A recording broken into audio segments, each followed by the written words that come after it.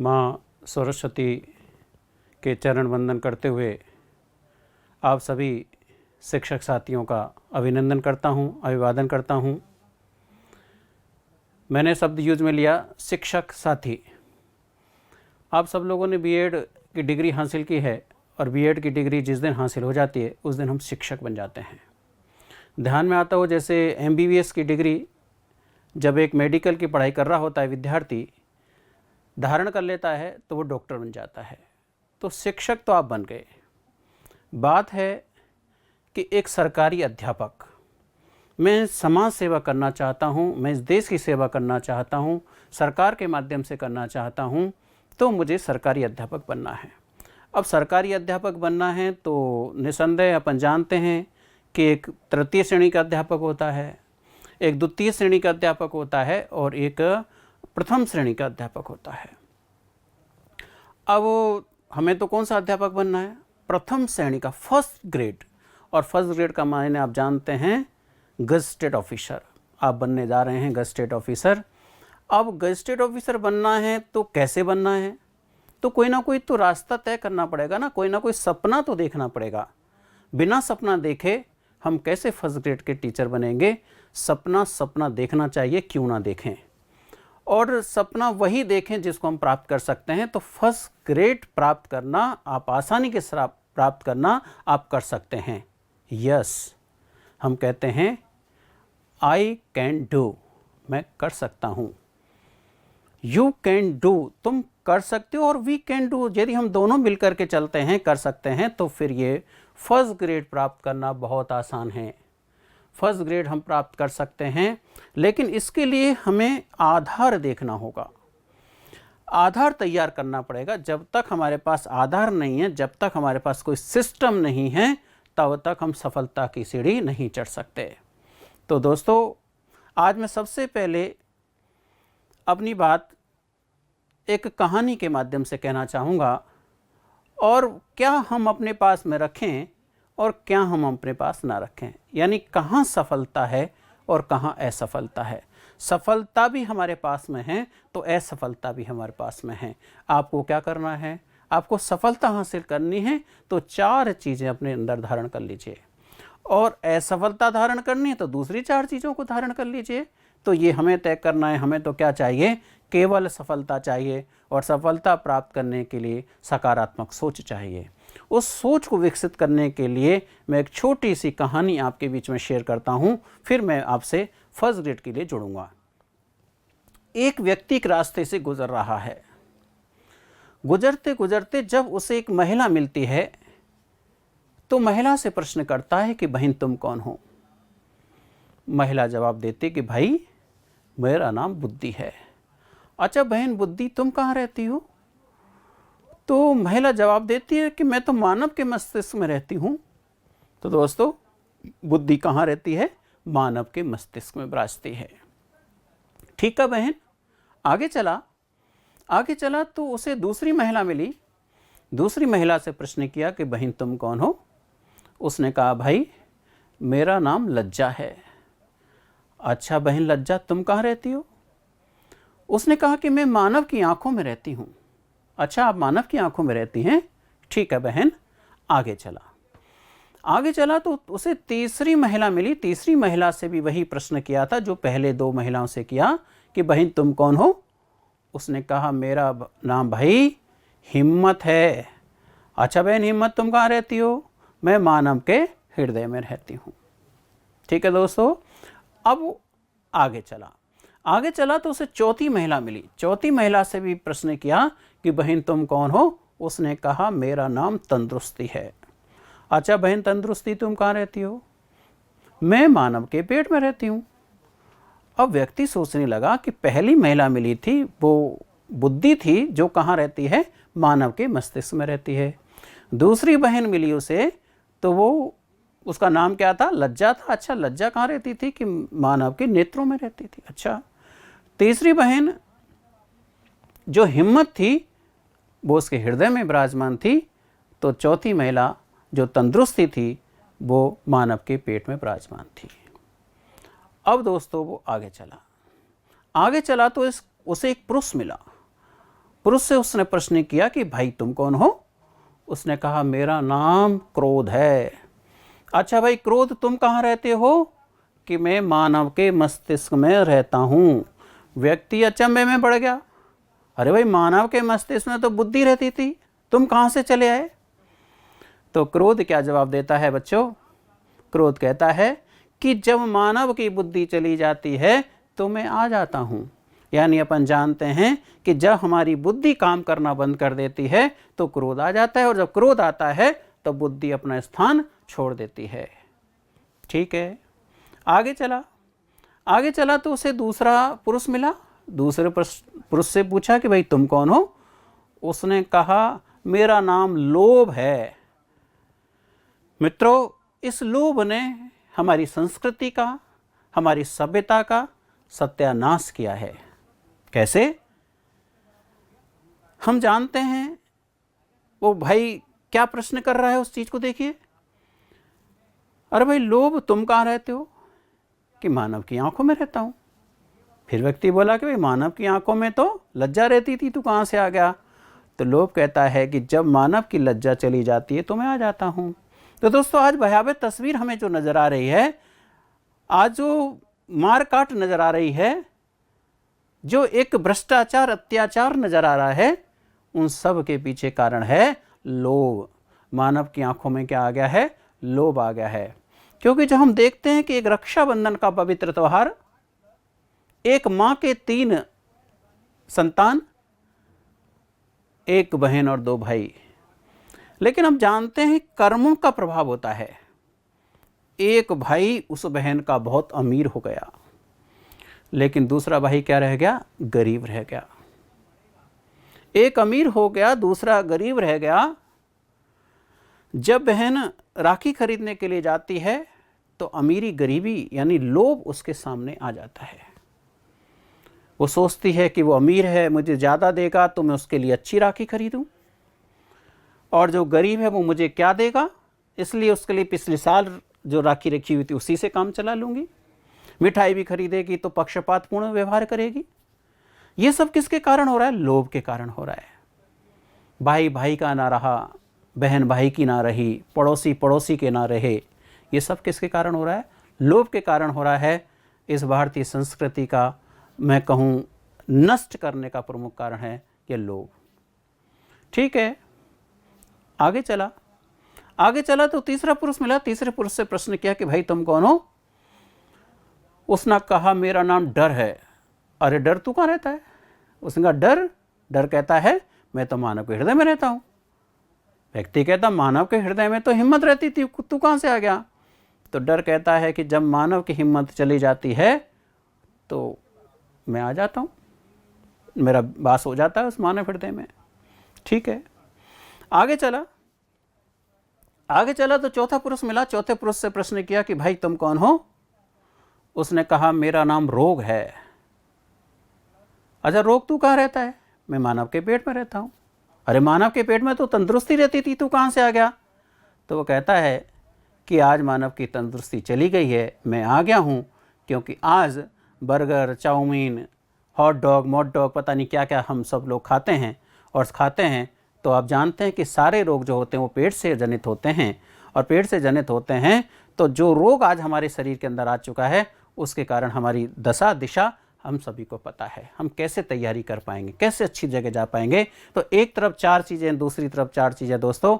एक तरफ है बुद्धि, लज्जा, हिम्मत और तंदुरुस्ती, तो दूसरी तरफ है क्रोध, लोभ, आपका डर और रोग।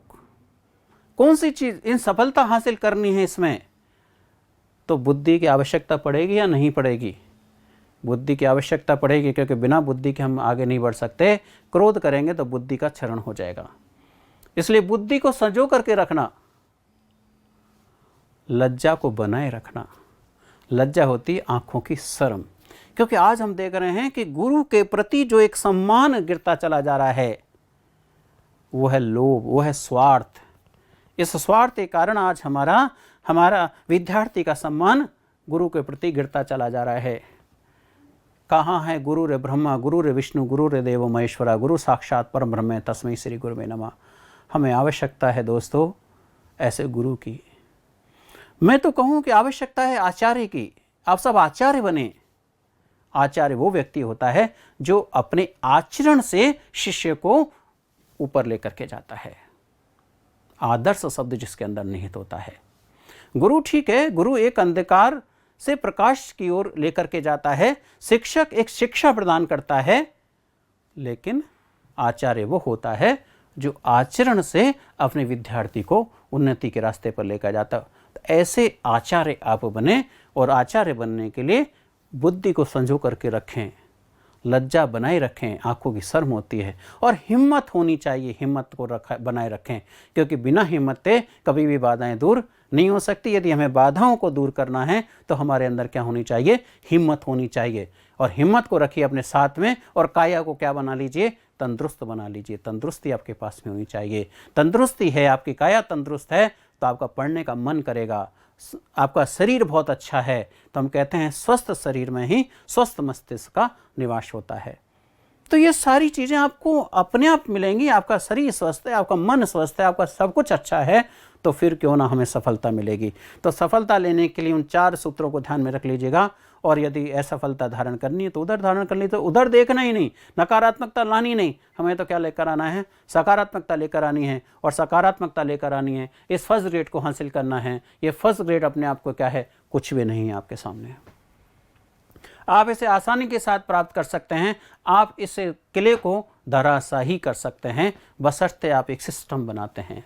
तैयारी का आपका एक सिस्टम होना चाहिए, और तैयारी का सिस्टम होना चाहिए। मैंने अनेकों विद्यार्थियों को देखता हूँ, बरसों का अनुभव है मेरा, कि वो तैयारी तो करते हैं लेकिन बिना सिस्टम के करते हैं, अनसिस्टमेटिक ढंग से करते हैं। और जब अनसिस्टमेटिक ढंग से करते हैं तो मेहनत का फल जो मिलना चाहिए वो नहीं मिल पाता है। क्योंकि अपन जानते हैं कि सुबह से शाम तक एक मजदूर भी काम कर रहा होता है, और एक सुबह से शाम तक IAS अफसर भी काम कर रहा होता है, लेकिन दोनों के परिणामों में आपको अंतर देखने को मिलेगा। तो परिणाम हमें चाहिए, और वो परिणाम चाहिए दोस्तों तो वो सकारात्मक सोच के साथ मिलेगा। और सकारात्मक सोच के साथ मिलेगा तो मैं कुछ आपसे बातचीत करता रहूँगा, आपको एक रास्ता बताता रहूँगा, आपको तैयारी करने का ढंग बताता रहूँगा कि आप अपनी तैयारी कैसे करें, इस को कैसे हासिल करें।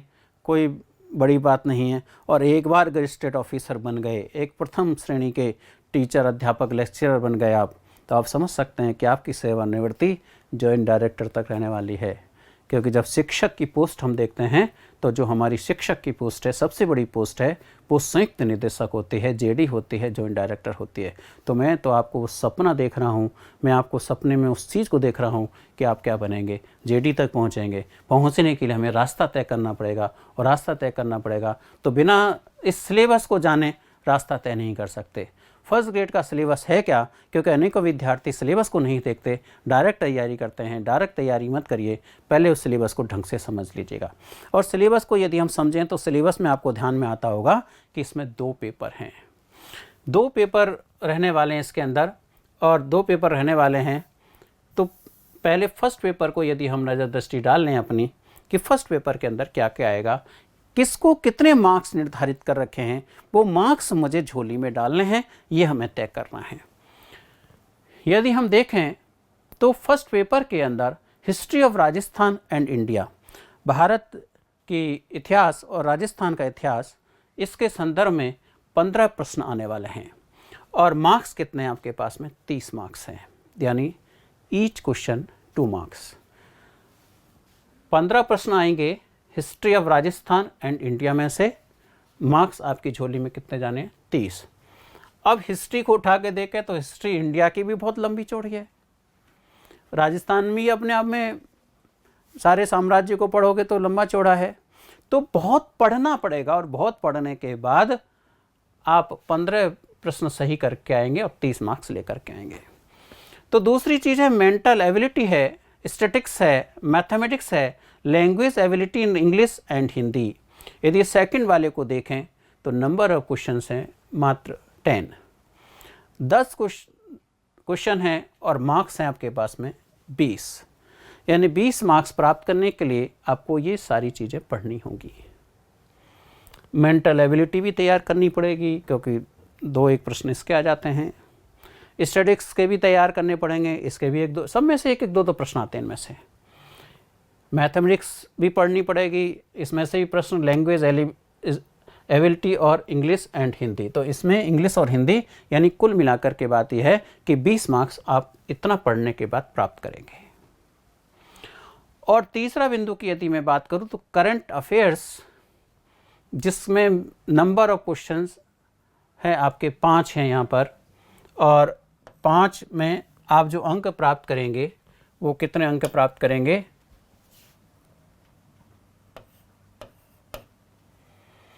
10 करंट अफेयर्स क्वेश्चन 5 आने वाले हैं यहाँ पर, और जो अंक होंगे वो कितने होंगे, 10।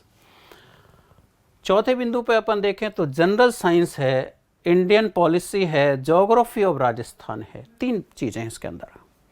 एक तो जनरल साइंस, अब जनरल साइंस भी आप जानते हैं कि इसमें बायोलॉजी में भी जूलॉजी, बॉटनी, फिजिक्स भी है, केमिस्ट्री भी है, सारा पार्ट है इसके अंदर। और इसमें भी केवल अकेला जनरल साइंस नहीं है, इंडियन पॉलिसी जो भारतीय नीतियाँ रही हैं, भारत की नीतियाँ रही हैं, पॉलिसियाँ रही हैं, वो कौन कौन सी रही हैं, ज्योग्राफी ऑफ राजस्थान, राजस्थान का भौगोलिक क्या है, ये 15 क्वेश्चंस हैं। कितने मार्क्स के, 30 मार्क्स के। और यदि मैं 5वें की आपसे बात करूं, 5वां जो बिंदु है आपका एजुकेशनल मैनेजमेंट, एजुकेशनल सिनेरियो। यदि अपन इसको देखें तो शैक्षिक प्रबंधन, और जो शैक्षिक प्रबंधन है और शैक्षिक सिनेरियो जो वर्तमान परिदृश्य है इसका, वो क्या है, राजस्थान के संदर्भ में खास तौर से बात करनी है। इसके कितने क्वेश्चंस आएंगे, 15 प्रश्न होंगे, और मार्क्स कितने हैं, 30 मार्क्स हैं। ये 30 मार्क्स आपके लिए बहुत ज़्यादा बेनिफिट दे सकते हैं, बहुत ज़्यादा लाभ दे सकते हैं। यहाँ बच्चों ध्यान में रखना, ये 40 है, यहाँ 20 ही है, तो बहुत ज़्यादा मार्क्स दे रखें। कैलकुलेट करके अपन देख लें कि 30 और 20 50, 50 और 40 90, 90 और 30 120 और 30 150, यानी फर्स्ट पेपर 150 मार्क्स का है। फर्स्ट पेपर 150 मार्क्स का है। 150 मार्क्स में से 5 चीज़ें हैं जो आपको इसके अंदर तैयार करनी होंगी। History of Rajasthan and India, mental ability, statics, mathematics, language ability in English and Hindi, current affairs, general science, Indian policy, geography of Rajasthan, और 5वां है एजुकेशन मैनेजमेंट, एजुकेशनल सिनेरियो, यानी शैक्षिक प्रबंधन। और जो राजस्थान है, राजस्थान में सिनेरियो क्या है, परिदृश्य क्या है इस शिक्षा का, इस शैक्षिक परिदृश्य। तो यदि हम कंपैरेटिव देखें तो ये मार्क्स आप आसानी के साथ ले सकते हैं, बहुत आसानी के साथ मार्क्स ले सकते हैं, बहुत ज़्यादा पढ़ने की आवश्यकता नहीं पड़ेगी। तो एक तो हमें यहाँ भी तय करना चाहिए कि किस चीज़ में हम ज़्यादा से ज़्यादा मार्क्स ले सकते हैं, कम पढ़ना पड़े, ज़्यादा मार्क्स मिल जाए, तो पहले तो हमें वो पढ़ना चाहिए ना। इसलिए तैयारी का जो तरीका है वो रहता है सरल से कठिन की ओर चलिए, कभी भी कठिन से सरल मत चलना। तैयारी करो तो पहले सरल यानी ज्ञात से अज्ञात की ओर चलना। सरल क्या है, जो ज्ञात है, जो हमारे पास में है। ज्ञात से अज्ञात चलिए, सरल से कठिन की ओर चलिए। तो यहाँ पर आपको फर्स्ट पेपर जो कि सबको तैयार करना है, सबके लिए आना है, चाहे किसी भी विषय का विद्यार्थी हो और किसी विषय का विद्यार्थी हो, तो इन 150 नंबर में से 30 नंबर मैं दिलाऊंगा। मेरे साथ चलेंगे, मेरे साथ तैयारी करेंगे तो कहीं प्रश्न बाहर नहीं जाएगा, प्रश्न उसी में से आएगा जो मैं आपको यहाँ पर बताने वाला हूँ। इसलिए 30 नंबर हर स्थिति में आपको अपनी झोली में डाल लेने हैं, एक भी प्रश्न आपका गलत नहीं होना चाहिए। बाकी में बहुत पढ़ना सब कुछ है, ऐसा नहीं कह रहा हूँ कि मैं ये नहीं पढ़ना सब कुछ है, लेकिन जो पहले हम झोली में डाल सकते हैं उसको पहले हमें क्या करना है, यहाँ पर तैयारी करनी है। तो पहले पेपर के अंदर ये 5 चीज़ें आने वाली हैं और ये पांचों चीज़ें सबके लिए कंपलसरी है। फर्स्ट पेपर सबके लिए कंपलसरी होता है। अपन जानते हैं जब सेकंड पेपर की तरफ अपन चलेंगे तो सेकंड पेपर आपके सब्जेक्ट के आधार पर होता है। जो आपका सब्जेक्ट है, सब्जेक्ट में भी आप देखेंगे तो आप 12वीं तक आप जानते हैं कि 11वीं 12वीं में जो हम सब्जेक्ट लेते हैं तो वो कहाँ है, 11वीं 12वीं में आ जाता है। तो 11वीं 12वीं की क्या स्थिति है, 11 12, फिर ग्रेजुएशन स्नातक में चले जाते हैं तो वहाँ पर क्या स्थिति है। और स्नातक चूँकि आप फर्स्ट ग्रेड की बात कर रहे हैं तो फर्स्ट ग्रेड अपन जानते हैं कि यदि हमने पीजी नहीं किया हुआ है तो हम फर्स्ट ग्रेड नहीं दे सकते। तो पीजी का पाठ्यक्रम भी इसके अंदर आता है। तो वहाँ पर आप 11th से स्टार्ट करते हैं अपने कोर्स को और पीजी तक लेकर के चले जाते हैं। तो उन सब के मार्क्स का डिवीज़न किया हुआ है। कैसे किया हुआ है उस सेकंड पेपर को भी अपन देख लें और साइकोलॉजी भी उस सेकंड पेपर में आपके में आता है। पेपर सेकंड को उठा के देखें तो क्वेश्चन है 150 और मार्क्स है 300, यानी वहाँ 75 प्रश्न थे, मार्क्स थे 150, 150 मार्क्स थे। यहाँ पर है नंबर ऑफ क्वेश्चंस 150 और मार्क्स है आपके 300। पहला यदि अपन देखें तो knowledge of subject concern in senior secondary, ध्यान रखना बहुत इंपॉर्टेंट पार्ट है ये आपके लिए बहुत इंपॉर्टेंट पार्ट है। सीनियर सेकेंडरी लेवल, और उधर यदि अपन इसके मार्क्स को देखें तो यानी 300 मार्क्स में से 110 मार्क्स आप किसके ले सकते हैं, सीनियर सेकेंडरी पढ़ने के ले सकते हैं। यानी 1/3 से ज़्यादा मार्क्स आपके आ सकते हैं। बहुत इंपॉर्टेंट है बच्चों, ये ध्यान में रखना। 150 में से 55 क्वेश्चंस बहुत इंपॉर्टेंट हैं, क्योंकि यही तो पढ़ाना है आपको। स्कूलों में पढ़ाना क्या है, फर्स्ट ग्रेड के लेक्चर बनेंगे तो आपको 11 12 ही तो पढ़ानी है, और 11 12 पढ़ानी है तो उस दृष्टि से भी आपको तैयारी करनी है, और परीक्षा पास हो जाए उस दृष्टि से भी आपको तैयारी करनी है। तो सीनियर सेकेंडरी, अब सीनियर सेकेंडरी में भी ध्यान में रखना कि जो 9 10th है हमारी वो बेसिक है, तो 9 10th को भी बेस बनाते हुए उसको भी हमें पढ़ना चाहिए। कई बार हम क्या करते हैं कि सीधे 11 12 को पढ़ने लग जाते हैं और हमारे जो फंडामेंटल्स हैं वो फंडामेंटल हमारे क्लियर नहीं होते। फंडामेंटल हमारे पहले क्या होने चाहिए, क्लियर होने चाहिए। तो उसके लिए हो सकता है आपको 9वीं 10वीं को भी पढ़ना ना हो, उसके लिए आपको 6ठी 7वीं 8वीं की किताबें भी उठानी पड़ जाएं, क्योंकि बेस तो यहीं से बनता है आपका। तो हम इसमें संकोच नहीं करें, समय हमारे पास में पर्याप्त है, तो फिर क्यों ना हम 6ठी क्लास से स्टार्ट करें, 7वीं से स्टार्ट करें, और पहला वाला जो फंडामेंटल है हमारा उसको क्या कर लें, क्लियर कर लें। फिर अपन 55 मार्क्स के चलेंगे तो ये आसान लगने लगेगा, हमें बहुत आसान लगने लगेगा यहाँ पर। तो जो आपका मूल सब्जेक्ट है उस मूल सब्जेक्ट को पढ़ना है। इसमें हो सकता है आप में से कोई ज्योग्राफी के हों तो ज्योग्राफी वाला पार्ट उसमें से पढ़िए, यहाँ ज्योग्राफी पढ़नी है आपको।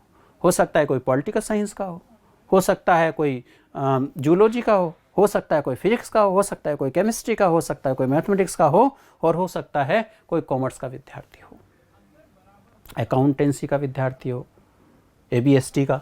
तो यहाँ हमें मूल सब्जेक्ट की बात है, वो सब्जेक्ट हमें यहाँ पर देखना है। तो दूसरा यदि मैं देखूं आपके सामने रखें तो दूसरा क्या कहता है, knowledge of subject concern in graduation level. यानी हमने सीनियर सेकेंडरी की बात की, वो तो आपके थे 55 क्वेश्चंस एंड 110 मार्क्स। और यदि नॉलेज ऑफ सब्जेक्ट कंसर्न की मैं बात करता हूं तो यहां पर भी आपके पास 55 और 110 है। यानी first year second year third year, first year second year third year को भी आपको डीपली पढ़ना है, अपने सब्जेक्ट को पढ़ना है। तो आप 55 मार्क्स यहाँ पर नंबर ऑफ क्वेश्चंस देखेंगे तो मार्क्स आपके 110। यदि इन दोनों को टोटल कर लें तो 220 मार्क्स हो गए। मित्रों 220 मार्क्स 300 में से आप प्राप्त कर चुके हैं, यूँ मान के चलिए, और 220 मार्क्स अपने आप में बहुत ज़्यादा कीमत रखते हैं। यानी इनकी जो तैयारी है में वो ज़्यादा अच्छी तरीके से करनी, बहुत अच्छी तरीके से करनी, जिससे कि ये 220 मार्क्स तो आपकी झोली में चले जाएं।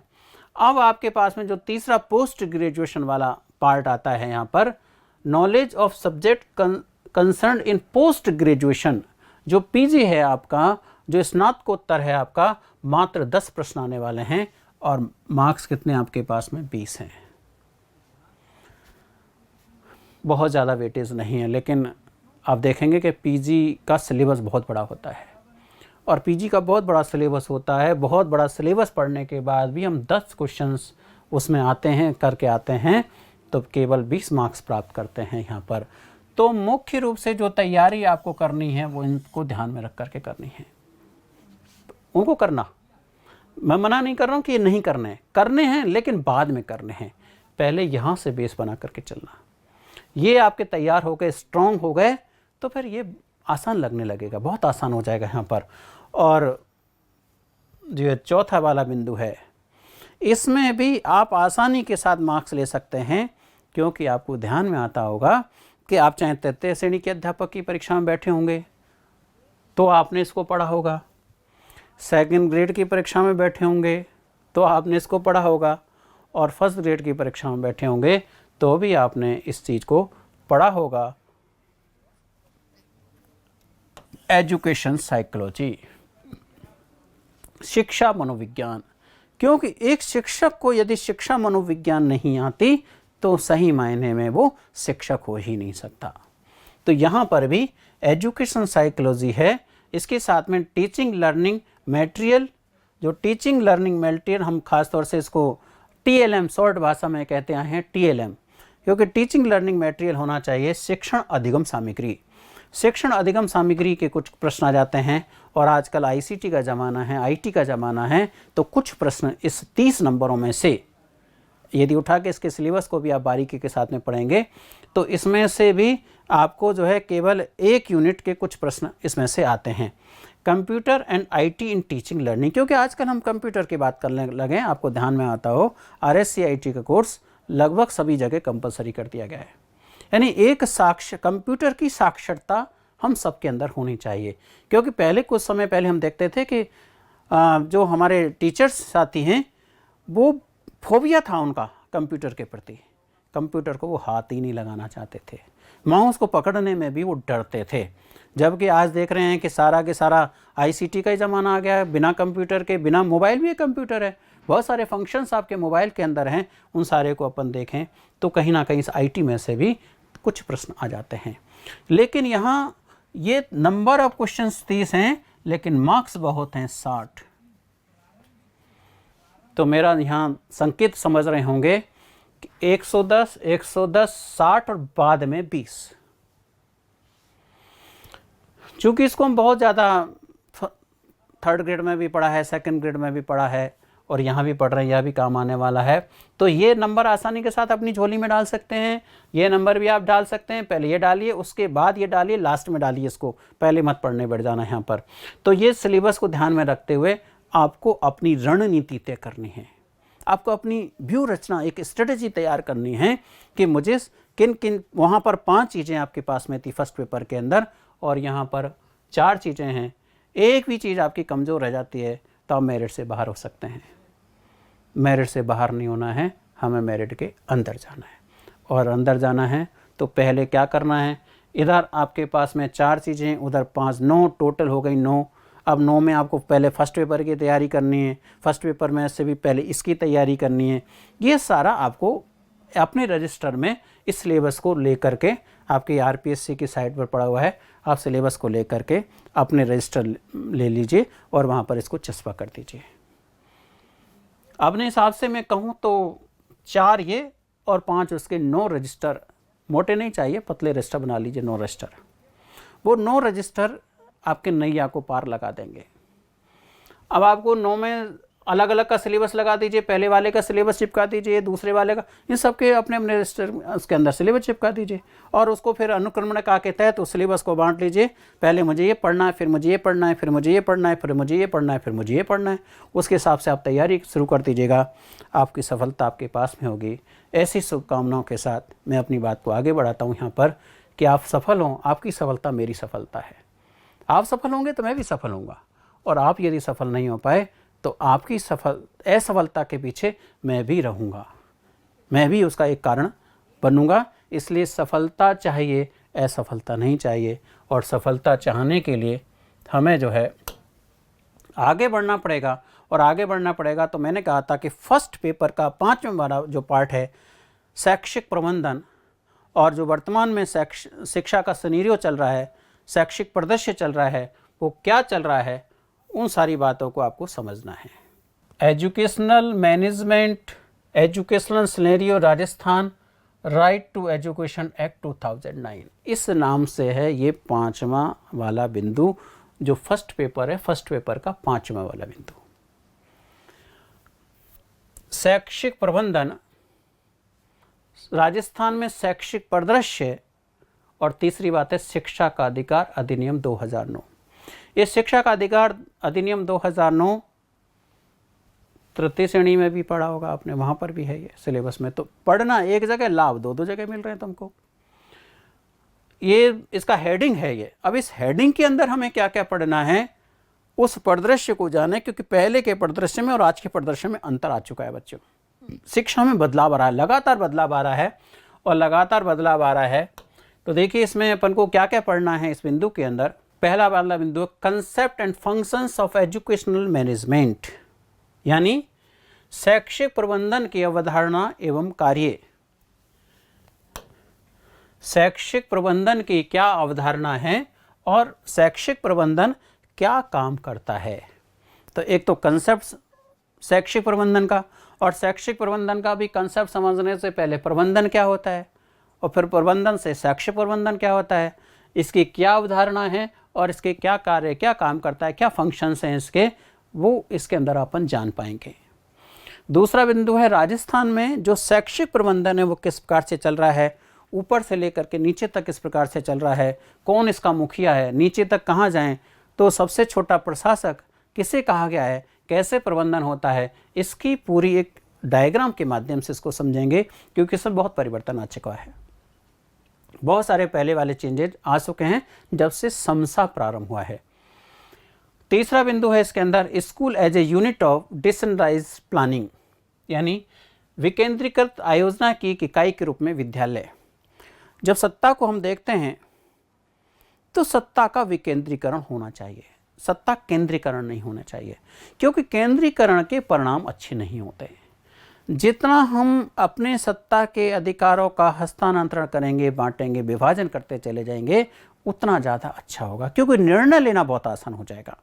और यदि हम केंद्रीकरण कर लें, यदि हमारे संस्था प्रधान के पास कोई अधिकार नहीं हो, सारा कुछ करेंगे वो हमारे प्रमुख शासन सचिव करेंगे, सारे निर्णय लेंगे वो लेंगे, काम करेंगे सारे वो करेंगे, प्रबंधन करना है उनको करना है, तो फिर स्कूल में काम कैसे होंगे, स्कूल में काम नहीं हो सकते।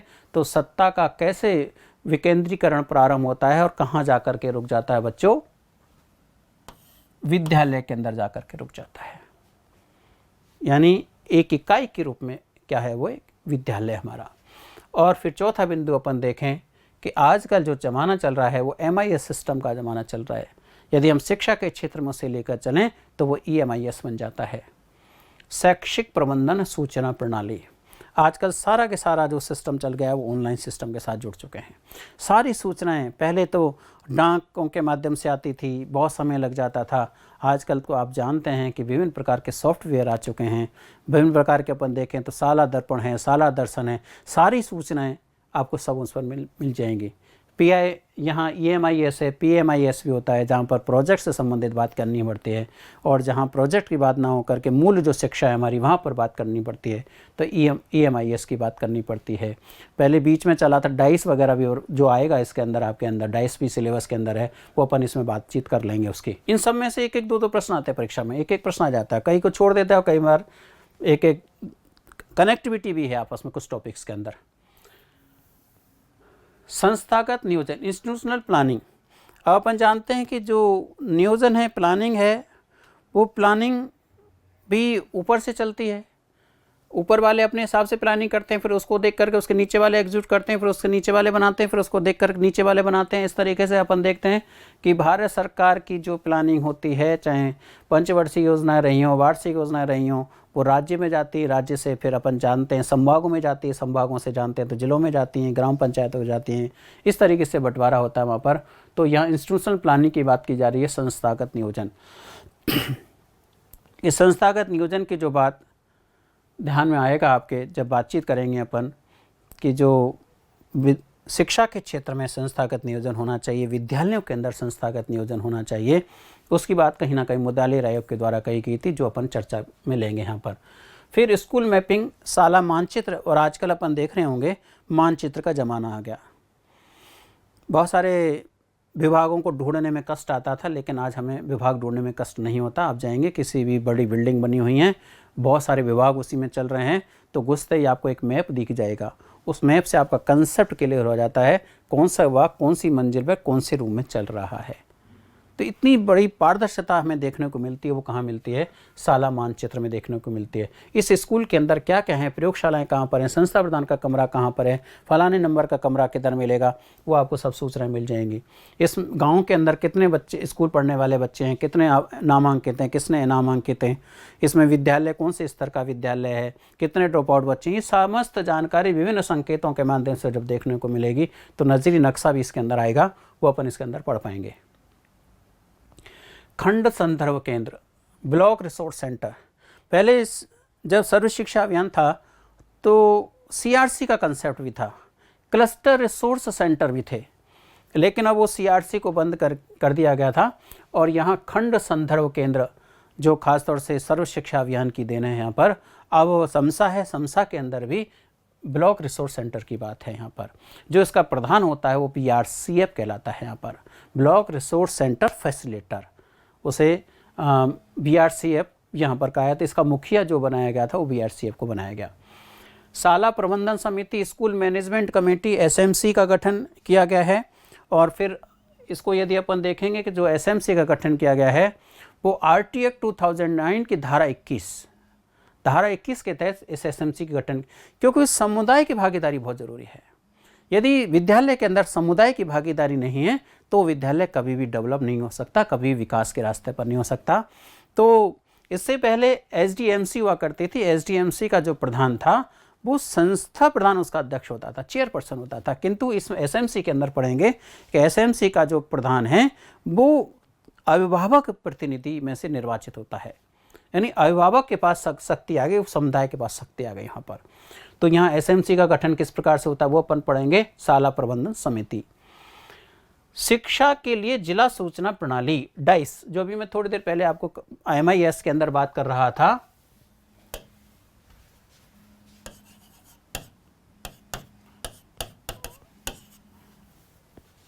MIS के अंदर ही है डाइस। डाइस एक प्रकार का प्रपत्र है जिसमें समस्त विद्यालय से संबंधित सूचनाएं भरी जाती हैं, और आजकल उन डाइस जो सिस्टम बना लिया वो MIS के अंदर उन सारी सूचनाओं को फिलअप कर दिया जाता है।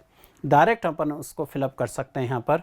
तो शिक्षा के लिए जिला सूचना प्रणाली, क्योंकि उससे पहले हमें विद्यालयों का पता ही नहीं होता था, कि कई बार ऐसा संस्था प्रधानों से जब बातचीत करने के अवसर मिलते थे, उनसे बातचीत की मैंने, तो मैंने उनसे पूछा था कि भाई ये इस विद्यालय की स्थापना कब की गई, तो स्थापना तक नहीं बता पाते थे, क्योंकि कोई रिकॉर्ड ही नहीं था हमारे पास में।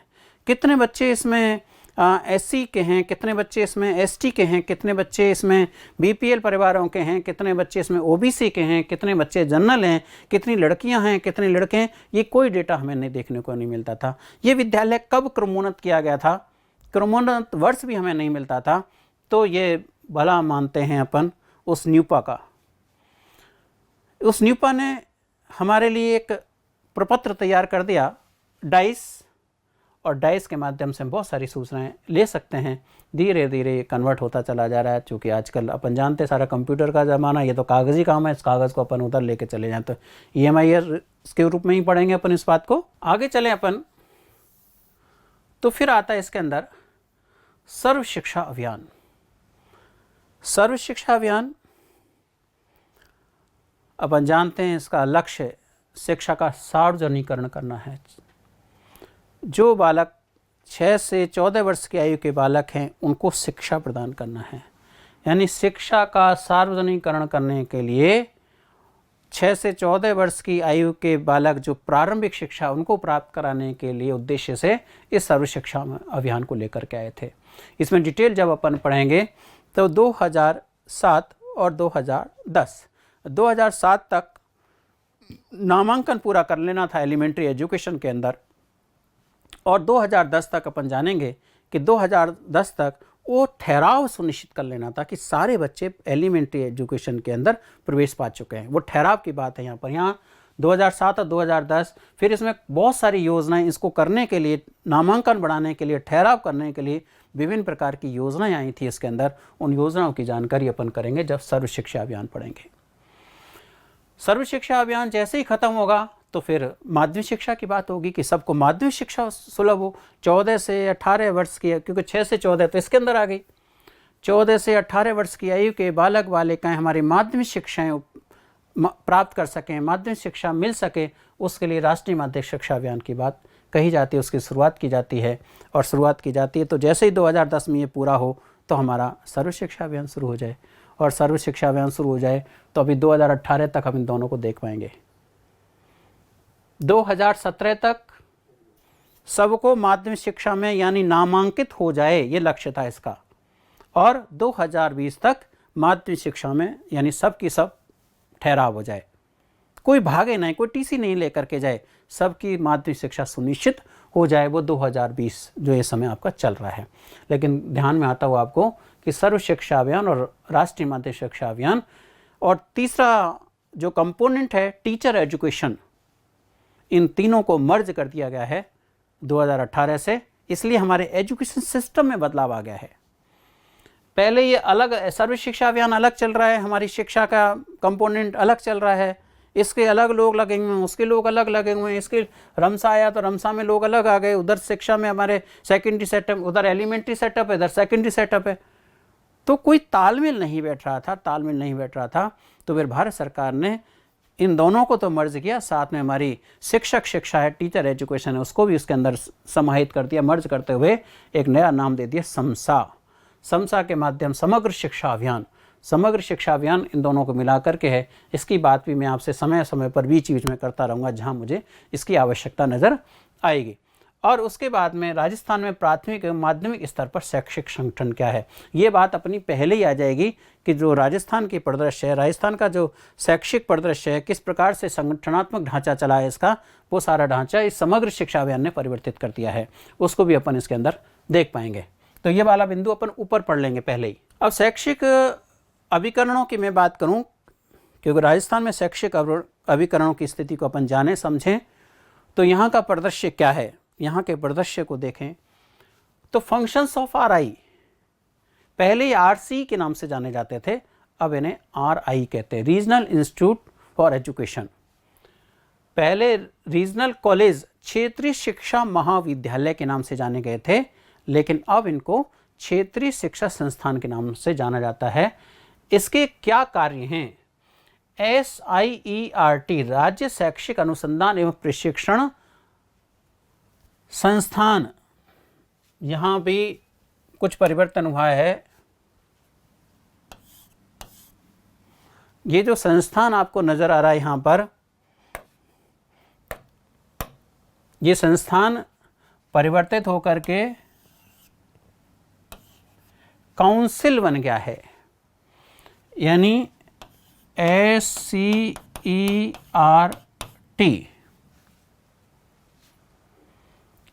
SIERT को किस में कन्वर्ट कर दिया गया है? SCERT में कन्वर्ट कर दिया गया है। I माने इंस्टीट्यूट है, इंस्टीट्यूट यानी संस्थान है, अब SCERT हो गया है। लेकिन आपके सिलेबस में चूंकि SIERT चल रहा है, C हो गया है, काउंसिल हो गई है, परिषद हो गई है, ये परिषद के रूप में कार्य कर रही है आज की डेट में। ये BSER board of secondary education Rajasthan, माध्यमिक शिक्षा बोर्ड राजस्थान। माध्यमिक शिक्षा बोर्ड राजस्थान की स्थापना कब की गई, किस उद्देश्य को लेकर के गई, इसका मुख्यालय कहाँ स्थापित किया गया था, बाद में इसका मुख्यालय कहाँ स्थापित कर दिया गया, इसके कार्य क्या हैं, इसके मेंबर्स कौन कौन होते हैं, क्या ये स्वायत्त शासी संस्था है, ये सीधे सीधे से किसके निर्देशन में काम करती है। तो ये सारे इसके फंक्शंस अपन को जानने होंगे। फिर है IAS, ये 3 प्रकार की संस्थाएं खासतौर से अपन देखेंगे तो इन सर्विस टीचर्स ट्रेनिंग की बात करते हैं। सेवा पूर्व तो है ही, लेकिन सेवा पूर्व के साथ साथ सेवारत अध्यापकों के प्रशिक्षण की बात करते हैं। इन सारी चीज़ों को यदि अपन जानने की कोशिश करेंगे तो राष्ट्रीय शिक्षा नीति 1986 में जाना पड़ेगा। और राष्ट्रीय शिक्षा नीति 1986 में जब हम जाएंगे तो राष्ट्रीय शिक्षा नीति 1986 के बाद जब वो कहती है राष्ट्रीय शिक्षा नीति कि सेवा पूर्व के साथ साथ सेवारत अध्यापकों के प्रशिक्षण भी होने चाहिए, यानी केवल सेवा पूर्व से काम नहीं चलेगा, सेवारत अध्यापकों के प्रशिक्षण में होनी चाहिए। और जब सेवा पूर्व की बात करते हैं तो एसटीसी, बीएसटीसी जिसको हम कहते हैं, आज हम उसको डीएलएड कह रहे हैं, तो बीएसटीसी का जो पाठ्यक्रम वो क्या कहलाएगा, सेवा पूर्व या सेवारत, सेवा पूर्व कहलाएगा। और सेवा पूर्व कहलाएगा तो जो ये सेवा पूर्व पाठ्यक्रम चल रहा था, जिन विद्यालयों के अंदर चल रहा था, उन विद्यालयों को हम क्या कहते थे, एसटीसी विद्यालय, जो प्रत्येक जिले के अंदर स्थापित होता था, सरकारी थे। लेकिन जब सेवारत अध्यापकों के प्रशिक्षण जोड़ गए, तृतीय श्रेणी के अध्यापक प्रशिक्षण लेने के लिए जाएंगे, तो फिर उनका दर्जा उनको क्रमोन्नत किया गया, किसके अंदर, डाइट के अंदर। आप डाइट को पढ़ पाएंगे, जिला शिक्षा प्रशिक्षण संस्थान, जिला शिक्षा प्रशिक्षण संस्थान के रूप में सीटी अध्यापक शिक्षा महाविद्यालय, कॉलेज ऑफ टीचर एजुकेशन। यहाँ बीएड का पाठ्यक्रम है सेवा पूर्व, तो सेवारत की यदि मैं बात कहूँ तो सेकेंड ग्रेड के टीचर्स प्रशिक्षण लेने के लिए जो जाते हैं वो सीटी संस्थानों में जाते हैं। और जब आईएएससी की मैं बात करूँ आपसे, उच्च अध्ययन शिक्षा संस्थान, तो यहाँ बीएड और एमएड का पाठ्यक्रम संचालित होता है सेवा पूर्व के अंदर। तो सेवारत के अंदर कौन सा पाठ्यक्रम संचालित होगा, फर्स्ट ग्रेड के जो आप जैसे अध्यापक हैं, फर्स्ट ग्रेड के अध्यापक, वो कहाँ प्रशिक्षण लेने के लिए जाते थे, बोल रहा हूँ अब मैं यहाँ पर शब्द यूज में ले रहा हूँ, क्योंकि समग्र शिक्षा अभियान ने भी यहाँ पर परिवर्तन किया है। समग्र शिक्षा अभियान ने भी, चूँकि टीचर एजुकेशन का पार्ट है, इसलिए समग्र शिक्षा अभियान के अधीन चले गए हैं यहाँ पर। और इनकी जो नोडल एजेंसी बनाई हुई है वो एससीईआरटी को बनाया हुआ है।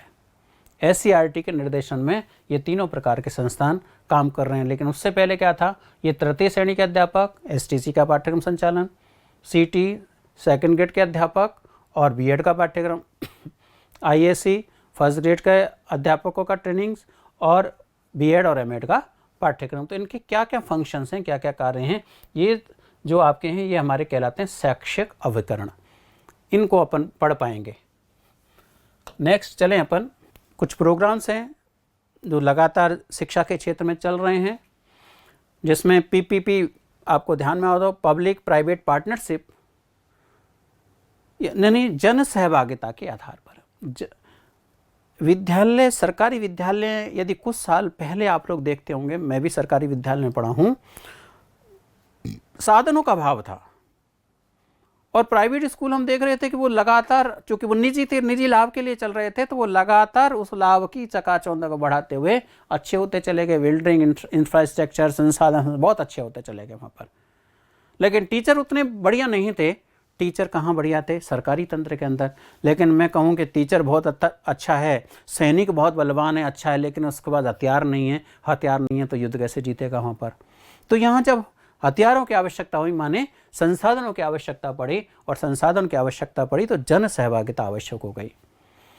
हमें कंप्यूटर में प्रशिक्षण प्रदान करना है तो इंटेल जैसी कंपनियों की आवश्यकता पड़ी, माइक्रोसॉफ्ट जैसी कंपनियों की आवश्यकता पड़ी। कहीं हमारे खेल के मैदान नहीं है तो खेल के मैदान बढ़िया तैयार हो सकें, प्रशिक्षण हमारे बहुत अच्छे तैयार हो सकें, तो चाहे आपका हिंदुस्तान जिंक लिमिटेड रहा हो, चाहे आपका नंदी फाउंडेशन रहा हो, बहुत सारे लोग हैं जो हमारे साथ में जुड़े हुए हैं, सरकार के साथ में जुड़े हैं। राजस्थान और निजी जो सहभागिता है, दोनों के आपस में सहभागिता है, उस कार्यक्रम को कहते हैं राजस्थान शैक्षिक पहल, राजस्थान एजुकेशनल इनिशिएटिव। बहुत अच्छा है, बहुत अच्छा काम हुआ है इसके अंदर। बहुत सारे लोग इसके साथ जुड़ करके आज सरकारी ढांचा, सरकारी विद्यालयों की दशा को सुधारने में बहुत सहायता की यहाँ पर।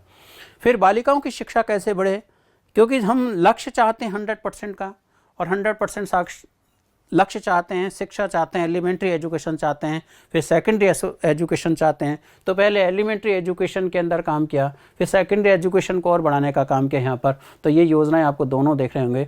तो बालिका शिक्षा फाउंडेशन की बात करूँ, चाहे कस्तूरबा गांधी बालिका विद्यालय की बात करूँ, ये दोनों की दोनों जो है बालिका शिक्षा को लेकर के आगे बढ़ा रहे हैं। हमारी बालिकाएँ प्रोत्साहित हों, हमारी बालिकाओं को मोटिवेशन मिले, कोई गरीबी के कारण ऐसा ना हो जो नहीं पढ़ पाए। तो एक तो निःशुल्क शिक्षा की बात आ गई कि सारी बालिकाओं को निःशुल्क शिक्षा प्रदान की जाए यहाँ पर। तो कहीं ना कहीं कस्तूरबा गांधी बालिका विद्यालय नजर आएंगे यहाँ पर। बालिका शिक्षा फाउंडेशन, चाहे गार्गी पुरस्कार हो, चाहे बालिका प्रोत्साहन योजना रही हो, चाहे विदेश में स्नातक तक इस शिक्षा प्राप्त करने की बात कही हो, चाहे शारीरिक सबलता पुरस्कार की बात रही हो, चाहे मूक बधिर नेत्रहीन बालिकाओं के लिए आर्थिक सहायता की बात रही हो, तो ये सब काम किसने किया है? बालिका शिक्षा फाउंडेशन ने काम किया यहाँ पर, जिसका मुखिया खुद मुख्यमंत्री होता है यहाँ पर।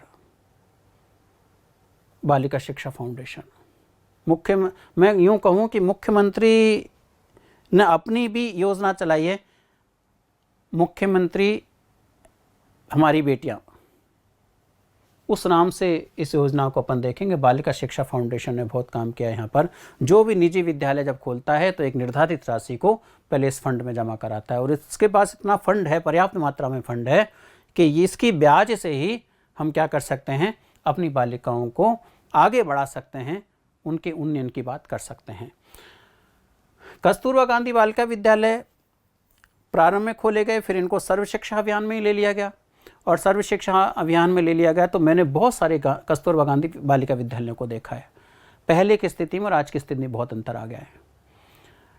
वहाँ छठी क्लास में जो हमारे घुमंतु जाति की बालिकाएं हैं, जो वंचित वर्ग की बालिकाएं हैं, SC ST अल्पसंख्यक, जो वास्तव में शिक्षा से बहुत दूर थीं, उन बालिकाओं को जोड़ने का काम किया है इस कस्तूरबा गांधी बालिका विद्यालय ने। निसंदेह बहुत अच्छी, बहुत सफलतम है, क्योंकि जब ये प्रारंभ हुए थे तब मैंने छठी क्लास में जब एडमिट हुई थी बालिकाएं, उनसे सीधी सी टॉक की, सीधी बातचीत की, तो उनको संकोच हो रहा था बातचीत करने में, डर लग रहा था, बोल नहीं पा रही थी, और ऐसे सिमट करके बैठ गई कि पता नहीं मुझसे कोई प्रश्न ना पूछ लें सर। लेकिन बच्चों, उन्हीं बालिकाओं से जब 8वीं में पहुंच गई और मैंने बातचीत की तो मुझे बहुत आश्चर्य हुआ, क्योंकि रुक नहीं पा रही थी। जब छठी क्लास में प्रारंभ में एडमिट हुई थी तो बोल नहीं पा रही थी, और अब बोलने से रुक नहीं पा रही थी। इतना परिवर्तन, जबरदस्त परिवर्तन, क्योंकि इसमें विभिन्न प्रकार की इस प्रकार की योजनाएं चलाई हुई हैं कि वहीं पर बैठ करके अध्ययन करना होता है, सब कुछ निःशुल्क मिलता है, स्टाइफंड के रूप में 100 रुपये मासिक भी दिए जाते हैं। यानी ये योजना मैं कहूँ बहुत अच्छी योजना है, सफलतम योजना है। और इस सफलतम योजना को ध्यान में रखते हुए शारदे, क्योंकि ये तो एलिमेंट्री एजुकेशन तक था, सर्व शिक्षा अभियान के चली तो ये तो एलिमेंट्री एजुकेशन यानी पहली से 8वीं तक की शिक्षा के लिए था, तो यहाँ छठी 7वीं 8वीं, ये छठी जो कस्तूरबा गांधी, चूँकि पहली से 5वीं तक बच्चे बहुत ज़्यादा छोटे होते हैं, और चूँकि उम्र के हिसाब से चले गए थे तो उम्र के हिसाब से यहाँ पर एडमिट कराया, और उनके प्रशिक्षण की, अतिरिक्त क्लासेज की भी व्यवस्था, उपचारात्मक शिक्षण की व्यवस्था भी इन विद्यालयों के अंदर की गई थी। तो ये एलिमेंट्री एजुकेशन पास करने के बाद अब ये बालिकाएँ कहाँ जाएंगी? तो फिर छात्रावास की आवश्यकता पड़ेगी। और फिर मैंने लास्ट में जब इनसे बात की थी कि भाई अब तो तुम्हारी 8वीं क्लास पास हो जाओगी, तो अब वापस गांव जाओगे? तो नहीं, हम गांव नहीं जाना चाहते। यानी उनके दिमाग में वही वापस से वो सारी चीज़ें घूम गई कि हम गांव में जिस स्थिति में थे, हमारे परिवारों के जिस स्थिति में थे, कहीं वापस हमें वहीं भेज दिया गया तो हमारा ये सब कुछ क्या हो जाएगा, बेकार हो जाएगा। तो बहुत अच्छा किया सरकार ने हमारी ने कि उन्होंने शारदे बालिका छात्रावास खोले, यानी सेकेंडरी सेटअप में जाने के लिए शारदे छात्रावास हमारे बीच में आ गए। महिला जो बालिकाएं कस्तूरबा गांधी उससे निकली, वो कहाँ पर एडमिट हो गई? शारदे छात्रावास में एडमिट होंगे, बालिका छात्रावास में। लेकिन अभी वही समग्र शिक्षा अभियान आ जाने के कारण इन कस्तूरबा गांधी बालिका विद्यालय और शारदे छात्रावास बालिका छात्रावासों को मर्ज कर दिया गया, मिला दिया गया तो नाम हो गया, नया नाम हो गया कस्तूरबा गांधी बालिका विद्यालय टाइप 4 के नाम से जाने जाते हैं। अब शारदे नहीं रहा, इसी में वो मर्ज हो चुका है।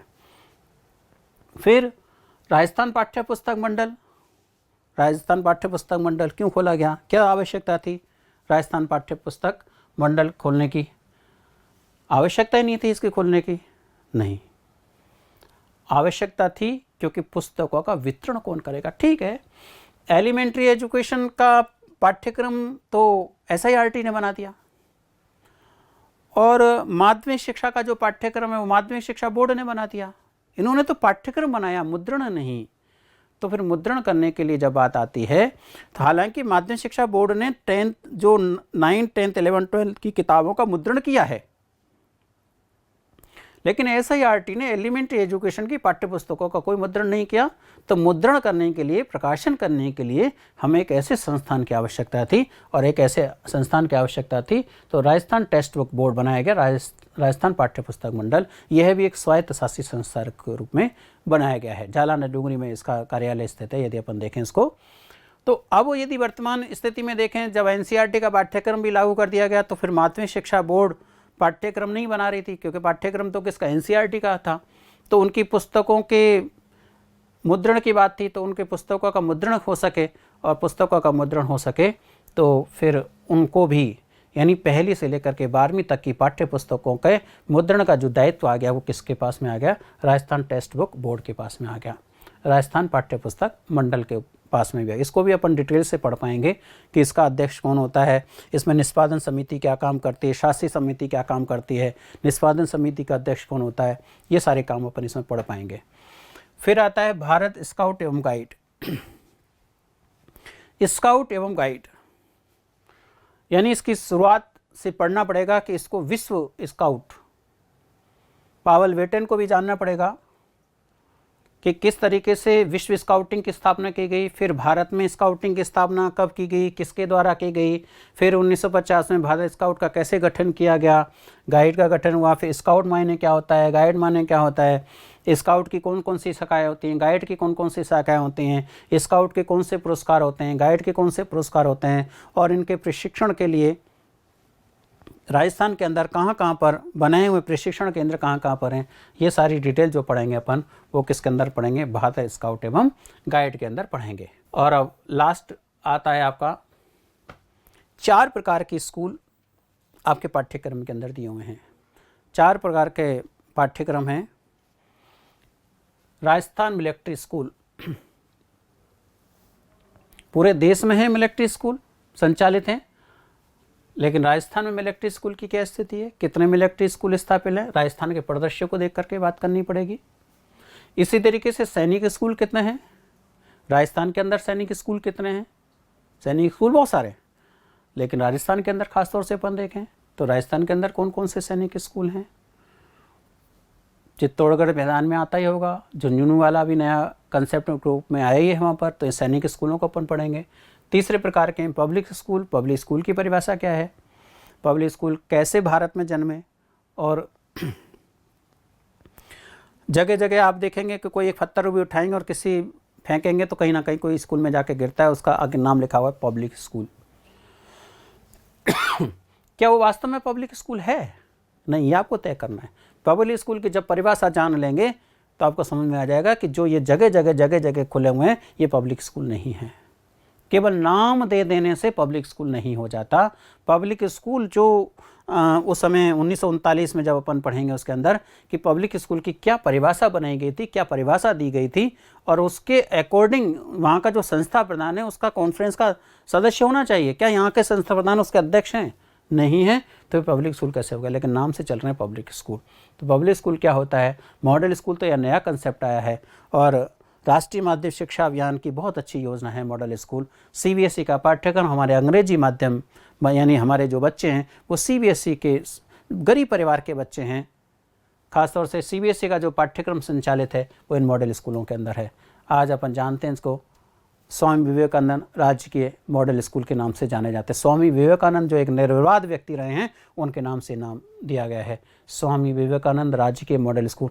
इनको भी मैंने बहुत देखा है, बहुत जाके देखा है, सुविधाएं बहुत अच्छी हैं बच्चों के लिए।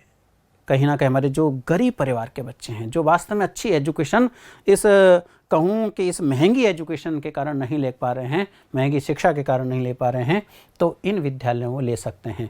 और अभी आपने देखा हो कि महात्मा गांधी राजकीय विद्यालय भी खोले गए सरकार के माध्यम से। महात्मा गांधी में भी हमारे जो अंग्रेजी माध्यम है, अंग्रेजी माध्यम से बच्चे हमारे पढ़ना चाहते हैं तो बच्चे वहाँ पर ले सकते हैं। ये तो यहाँ पर 186 जो हमारे पिछड़े ब्लॉक हैं, उन पिछड़े ब्लॉकों में अच्छी शिक्षा उपलब्ध कराने के लिए, अंग्रेजी माध्यम की शिक्षा उपलब्ध कराने के लिए, सीबीएसई की शिक्षा उपलब्ध कराने के लिए इन मॉडल स्कूलों की स्थापना की गई है। तो इनको भी अपन डिटेल से पढ़ पाएंगे। और फिर आजकल अपन जानते हैं बहुत सारे काम हमारे आसान कर दिए हैं ई मित्र ने। ये मित्र पहले कोई नाम ही नहीं सुना करते थे, परेशान होते रहते थे, बिजली का बिल जमा कराना है भैया, जाओ लाइन में लगो, 1-1 घंटे 2-2 घंटे बीत रहे हैं, समय की कोई कीमत नहीं है। लेकिन अब आप जानते हैं कि ई मित्र बजा करके बिल जमा करा सकते हैं। कोई भी बिल जमा कराइए, राशन कार्ड बनवाना है राशन कार्ड बनवाइए, यानी इतनी सारी सुविधाएं, कोई फॉर्म वगैरह भरवाना है आपको, पुलिस वेरिफिकेशन कराना है आपको, बहुत सारी भामाशाह कार्ड बनवाना है, ये सब आप किससे बनवा सकते हैं? ई मित्र पर जा करके बनवा सकते हैं। बहुत आसान हो गया हमारे लिए। ई गवर्नेंस आजकल G2G, G2C ये सब सिस्टम चला है, गवर्नमेंट टू गवर्नमेंट में गवर्नेंस की अपन बात करने लगे हैं, G2C की अपन बात करने लगे हैं।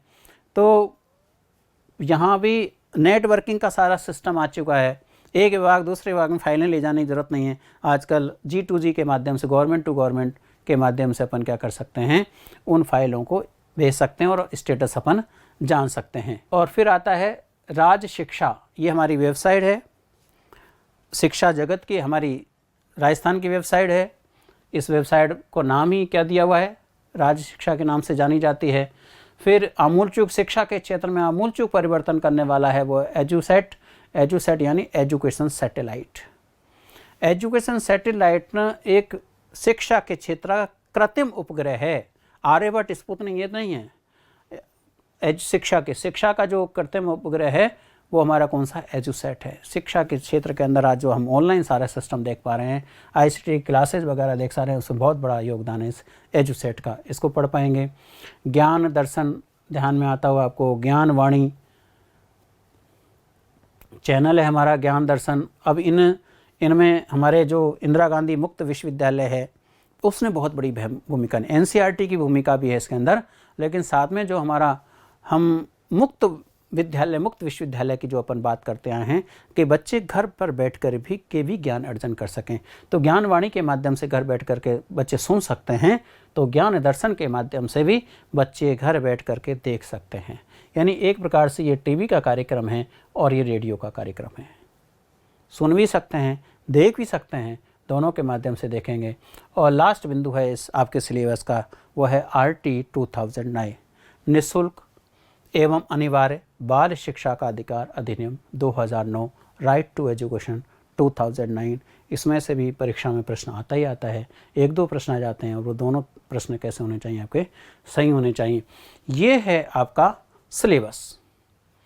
ये सारे सिलेबस को संक्षिप्त मैंने आपको जानकारी कराना बहुत ज़रूरी था, क्योंकि आपके दिमाग में सारी चीज़ें चलनी चाहिए। जब तक ये सारी चीज़ें आपके दिमाग में नहीं चलेंगी तब आप कैसे पढ़ पाएंगे आप इसको। तो देखिए ये सारा सिलेबस है और बहुत ज़्यादा लंबा चौड़ा नहीं है। आपको लग रहा होगा इतनी सारी बातें बता दी, कहीं नहीं है, छोटे छोटे से टॉपिक हैं। कितना बड़ा टॉपिक है, कोई ज़्यादा बड़ा टॉपिक नहीं, छोटे छोटे से टॉपिक अपन पढ़ने वाले हैं। ये देखो,